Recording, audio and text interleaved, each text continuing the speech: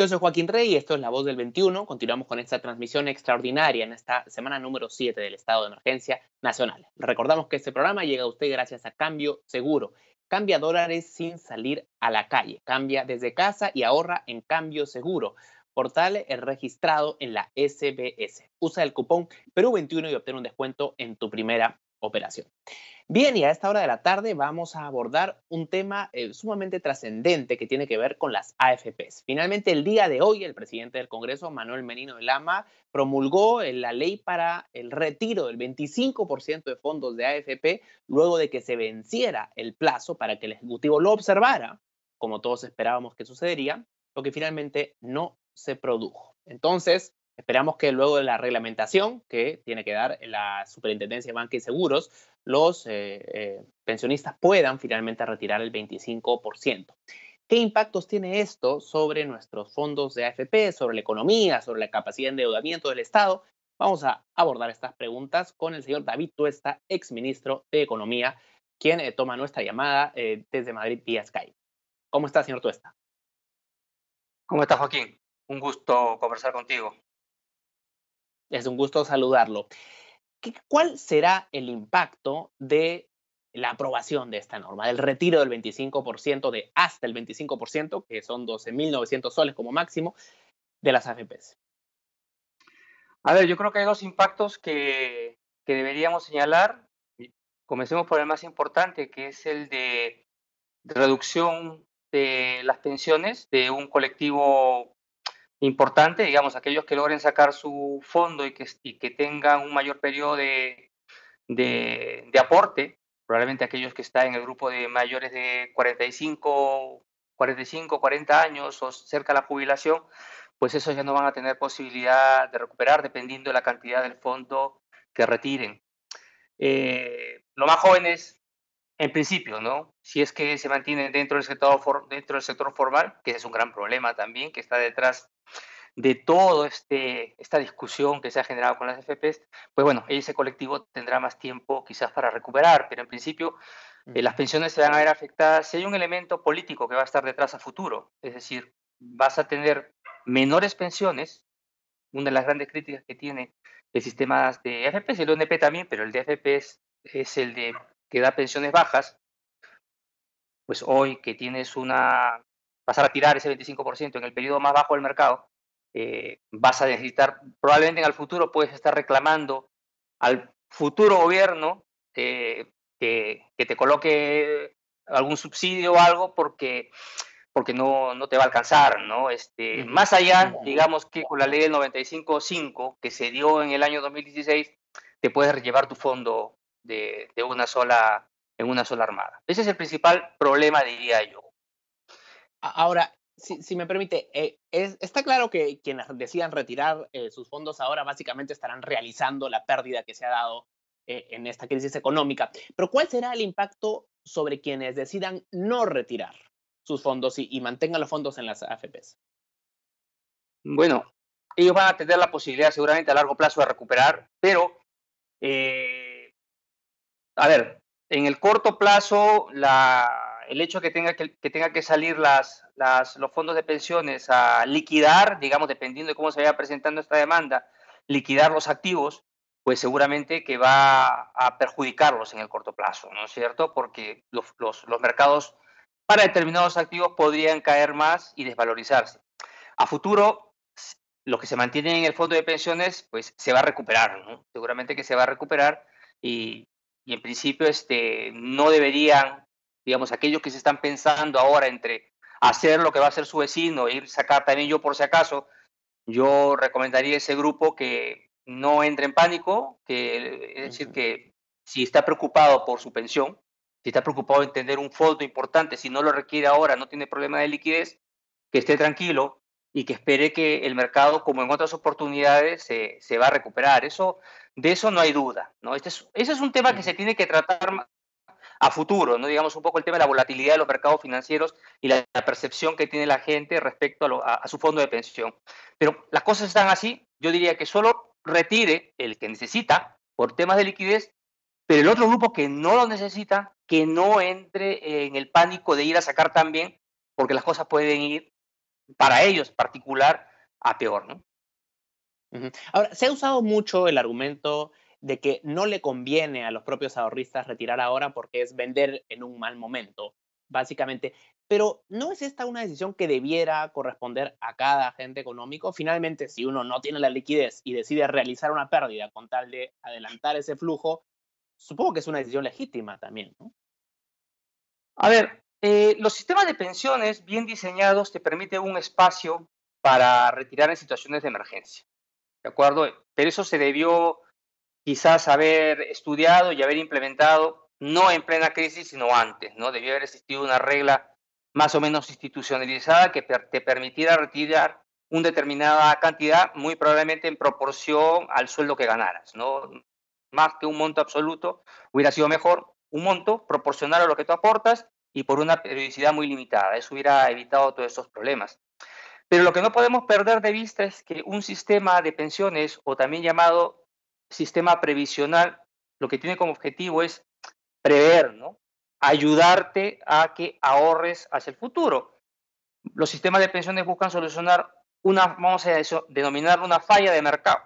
La fa está el hecho de que tiendas a priorizar tu consumo presente y tiendas a darle menos importancia a lo que te puede pasar en el futuro, porque pregúntele usted a un joven, más aún de esta generación, qué tanto está preocupado respecto a su jubilación. Probablemente voluntariamente muy pocos o casi nadie ahorraría para pensiones. Los sistemas de pensiones buscan justamente ello, ¿no? Ayudar a la población, ayudar a sus ciudadanos a que ahorren hacia futuro. Por eso están así, por eso tienen un componente de obligatoriedad. El problema, y ahí vemos a los problemas de fondo, es que en el Perú tienes un problema de alta informalidad.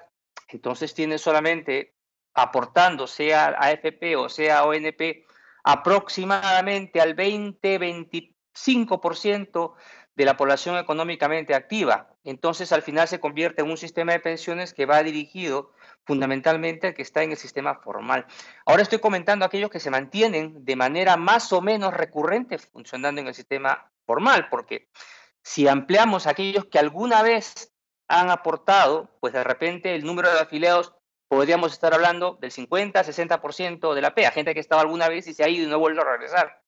Y esto al final genera un problema, porque si bien es cierto, tu fondo está ahí, lo poco que hayas aportado, al final no es lo suficiente para darte una pensión y con alguna razón se refuerza esto que tú comentabas al inicio, quiero mi dinero, ¿no? No sienten que te está dando honestamente una pensión y ahí están las fallas, digamos, estructurales de la economía que se le achaca a veces a las AFP que se terminan convirtiendo en el enemigo, ¿no? Porque, digamos las cosas de alguna manera como son, esta ley que ha salido por parte del Congreso, realmente esta ley del 25% lo que busca es hacerle daño a las AFP. Es un tema más de reivindicar una antipatía, vamos a ponerlo así, que tiene gran parte de la población respecto a que sienten que las pensiones no les son justas, sienten que les están cobrando muchas comisiones, sienten, digamos, no les gusta que tengan rentabilidades altas, utilidades altas, ¿no? Rentabilidades sobre sus activos muy altos, que son de 2 dígitos.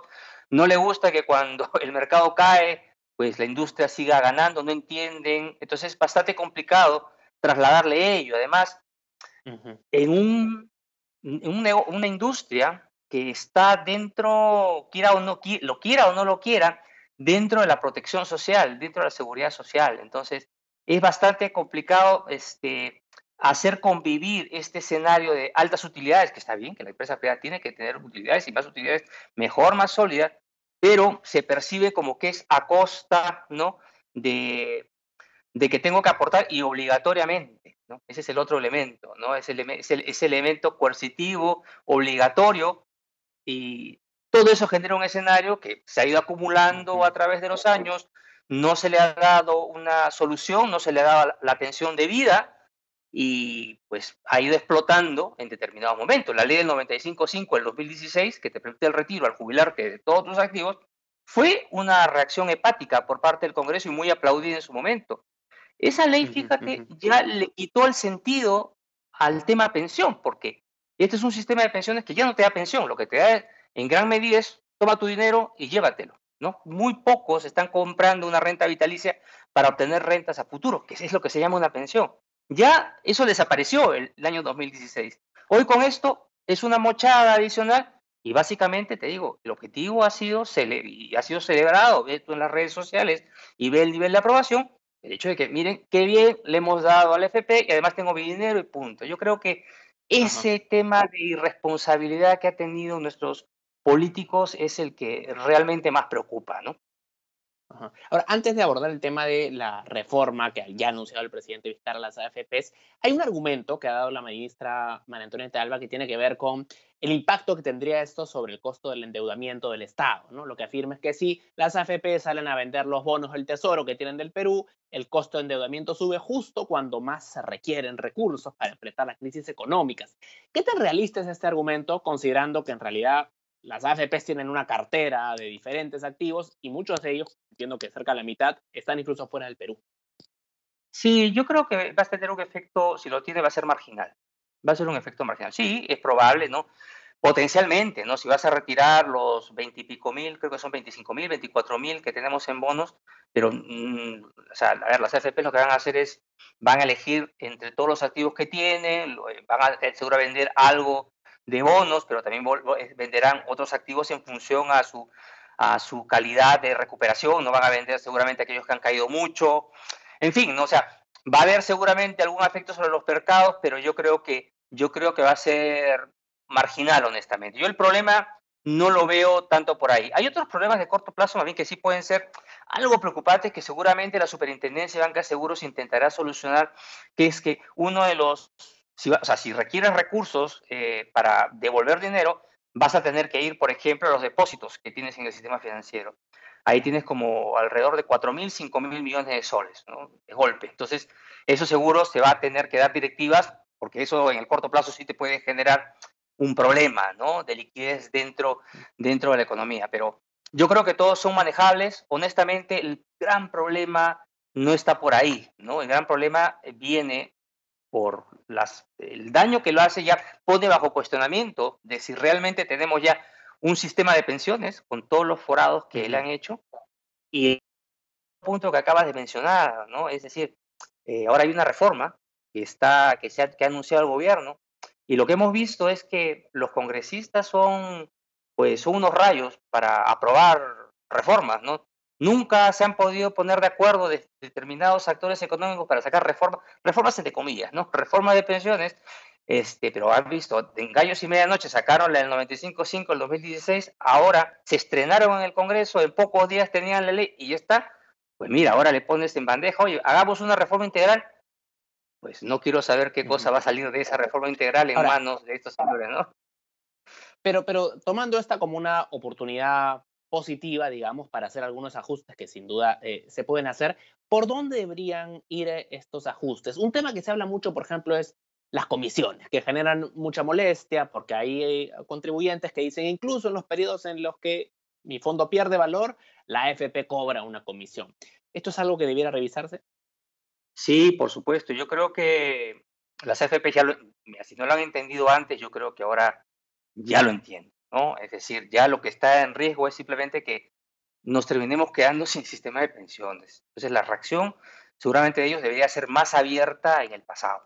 Ahora bien, es bueno que también se entienda que el, la AFP no cobra comisiones altas porque quiere. O sea, es decir, la forma en que está organizado la industria, donde cada AFP controla todo el proceso desde que te registra hasta que termina tu proceso de acumulación, y en ese periodo pues va invirtiendo, desinvirtiendo en función a tus necesidades, es, un, es una cadena de actividades que es muy costosa.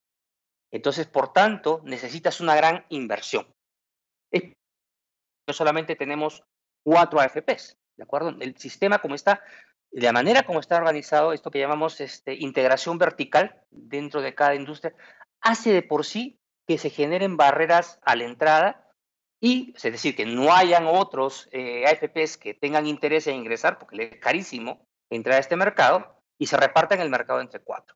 Y luego entre estos 4, lo que sucede es vamos a llamarlo así, una competencia oligopolístico, una competencia entre pocos actores, lo que lleva es a que las comisiones tiendan a ser altas, más allá de los esquemas de licitaciones que que se han estado implantando. Entonces, no hay ninguna FP que pueda querer ser, ¿sabes qué?, más competitiva, entre comillas, queriendo bajar precios. Es imposible. Viene el otro y te come porque el mercado está organizado de esa manera. Entonces, algo que se tiene que solucionar ahí, y hay que ver cómo se hace, es en tratar de mover la estructura de mercado o buscar otra alternativa. Generar más Pero, competencia, dice usted, que entren más actores.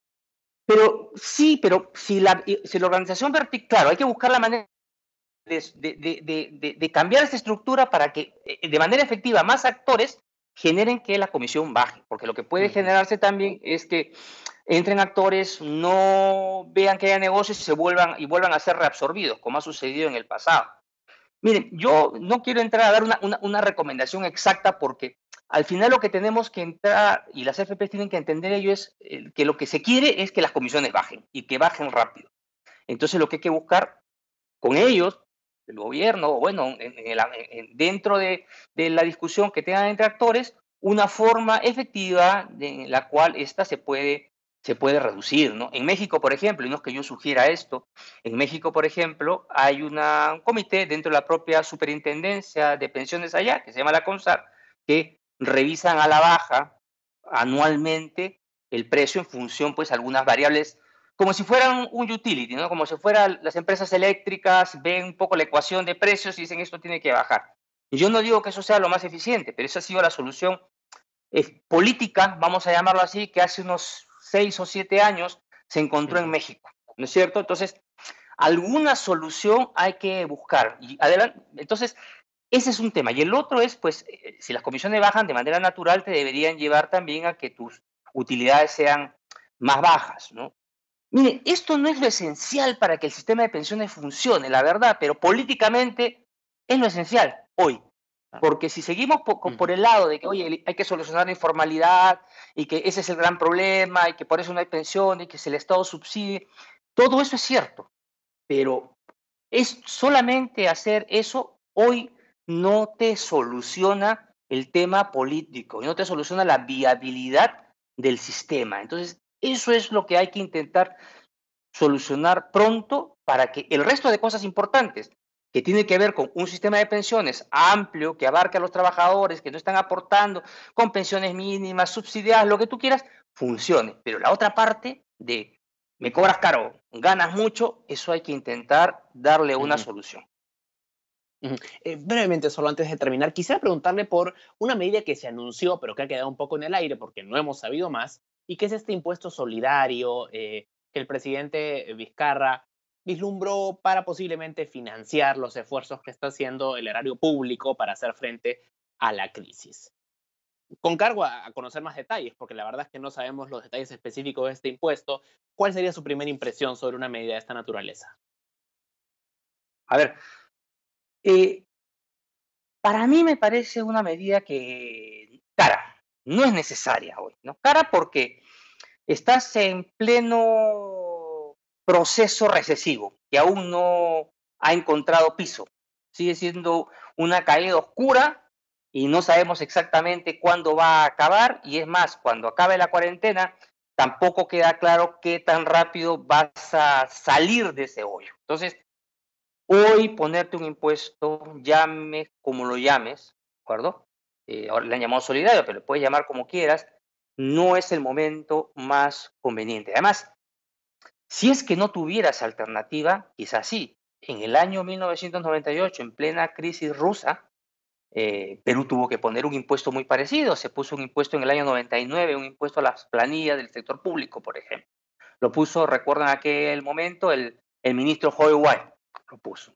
Pero no teníamos, los mercados estaban cerrados, ¿no? Entonces, hay otros países dentro de la región que han puesto un impuesto parecido, pero ¿por qué? Porque también tiene ciertas limitantes para acceder a los mercados. Perú, ya ha quedado demostrado en la última emisión, pues puede atender tranquilamente los mercados de forma barata y puede seguir accediendo otra vez más sin ningún problema. Y claro, eso luego a futuro habrá que terminar repagándolo con un sistema tributario más potente, probablemente, ¿no? cambios tributarios habrá que hacerse para ese momento. Pero hoy me parece a mí que no es necesario. Algunos abogan por el concepto solidario, de que es bueno que se vea la imagen de que pues el que tiene más pues esté colocando ahora. Mi opinión es que ya es solidario esa parte, ¿no? Es decir, de la misma manera que con el fondo de pensiones, ¿no? Las planillas, por ejemplo, que es sobre lo cual se estaba hablando, solamente el 25% de los trabajadores paga impuesto a las planillas, son aquellos que menos evaden, no evaden, no tienen salida, ¿de acuerdo? Han venido contribuyendo durante todo el proceso en que la economía crecía, han hecho su gran contribución en ese momento frente a otro 75% que, por la informalidad como fuera, contribuía mucho menos, y hoy están siendo solidarios, y muy probablemente cuando tengan que pagar el endeudamiento que estamos teniendo ahora, seguirán siendo los solidarios, porque seguirán siendo los únicos que siguen pagando este impuesto. Entonces, por tanto, no tengo por dónde agarrar tampoco el concepto solidario, ¿te das cuenta? Ajá. Ahora, más allá de digamos, como usted ha señalado, en un proceso recesivo, quizá no es el mejor momento para poner impuestos, pero una vez pasada la crisis, en el sistema tributario peruano hay espacio para gravar más a los sectores de más altos ingresos y tener una estructura tributaria un poco más progresiva. Correcto. Ese es otro punto, y es verdad. Pero no solamente es un tema del impuesto a la renta, perdón, del impuesto a la riqueza, sino es un tema del impuesto a la renta también, que tiene muchas deducciones, tiene muchas exoneraciones, y lo que se requiere más bien es tener un impuesto de amplia base, que sea progresivo efectivamente, donde se evalúe si hay que subir las tasas marginales a colectivos más altos, de acuerdo a los estándares internacionales también, porque ya veníamos rezagados desde ese punto de vista, y en el margen, uno podría, creo yo, es mi opinión, en el margen, uno podría incorporar algún tipo de esquema de impuesto al patrimonio, pero muy en el margen porque si se quiere, ¿no? Yo de preferencia diría que no, pero, y de hecho, de muchos países que hace 10 años tenían el impuesto a la riqueza, se han ido descolgando de él, porque es un impuesto caro de administrar, de fácil evasión, incluso con los acuerdos internacionales y intercambio de información.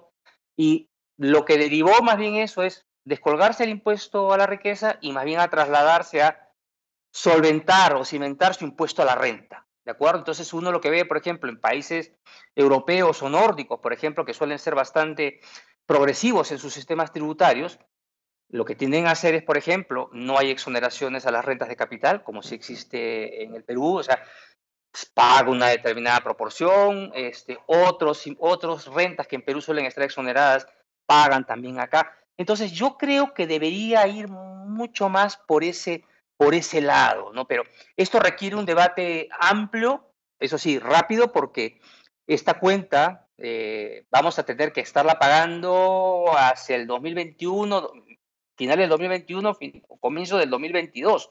Entonces, hay que esperar, o sea, ahora no es momento, pero muy pronto va a tener que ser este debate, ¿no? Señor Tuesta, muchas gracias por su tiempo. Un gusto conversar con usted. Muchas gracias, Joaquín, encantado. Buenas tardes. Bien, el señor David Tuesta, exministro de Economía, analizando la medida aprobada y promulgada hoy por el presidente del Congreso, Manuel Merino de Lama, para que los contribuyentes a las AFP puedan retirar hasta el 25% de los fondos que han ahorrado.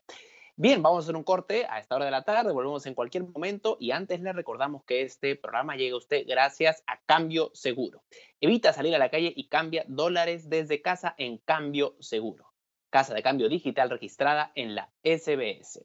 Usa el cupón Perú21 y obtén un descuento en tu primera operación. Con permiso.